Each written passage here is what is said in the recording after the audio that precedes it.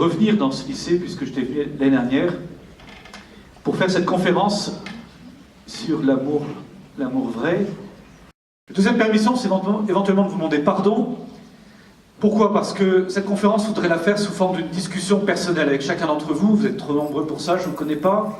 Et donc forcément, c'est toute la limite de ce genre de grande conférence. Vous allez trouver parfois que je suis trop tranché dans ce que je dis, que je suis trop rapide. Il faudrait nuancer, il faudrait ajuster, il faudrait ne pas généraliser autant, il faudrait personnaliser. Et vous avez raison. Et pardon éventuellement si vous aviez l'impression que ce que je viens vous dire vous juge, si vous aviez l'impression de vous sentir jugé. Pourquoi? Parce que ce n'est pas mon intention. C'est génial parce que tu es fait pour ça. C'est-à-dire, je crois que cette capacité d'aimer et d'être aimé, ce désir d'aimer et d'être aimé, c'est ce que Dieu a mis de plus beau en vous. Et donc le premier regard que je pose dessus, que Dieu pose dessus, est un regard profondément positif. C'est pour ça que je regrette que dans beaucoup de familles, et je le dirai à vos parents ce soir, ça soit parfois un sujet tabou, ou un sujet sur lequel on est gêné, comme si c'était d'abord quelque chose de gênant. J'aimerais qu'on en parle en famille, comme entre amis, d'abord comme quelque chose de beau et de grand. Et c'est d'abord de cette joie dont j'aimerais vous parler.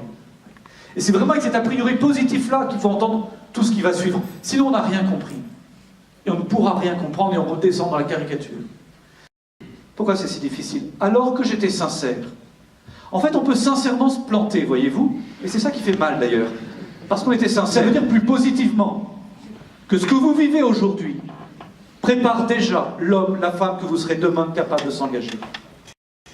Et ça, mes amis, c'est à la fois bien plus responsabilisant et en même temps enthousiasmant comme moteur pour essayer d'être vrai aujourd'hui dans ce que vous vivez, plutôt que de vous dire ça t'as pas le droit, ça t'as pas le droit, ça c'est péché, c'est péché. De vous dire au contraire plus positivement ton exigence d'aujourd'hui pour apprendre, on n'y arrive pas d'un coup, et pour apprendre peu à peu à être libre par rapport à ce qui est trop facile, par rapport à ce qui va trop vite. Prépare déjà l'homme, la femme que tu seras capable d'être demain pour t'engager. D'abord, leur joie à eux deux. Je ne sais pas si vous imaginez, mesdemoiselles, la joie d'une fille de 24-25 ans qui entend son fiancé, du même âge, être capable de lui dire, tu sais, j'ai pas toujours été parfait, mais pour toi j'ai appris à attendre, pour toi j'ai appris à me garder, pour toi j'ai appris à me battre là-dessus. Elle sait ce que ça veut dire comme courage aujourd'hui, à contre-courant. Elle sait que c'est pour elle qu'il s'est battu.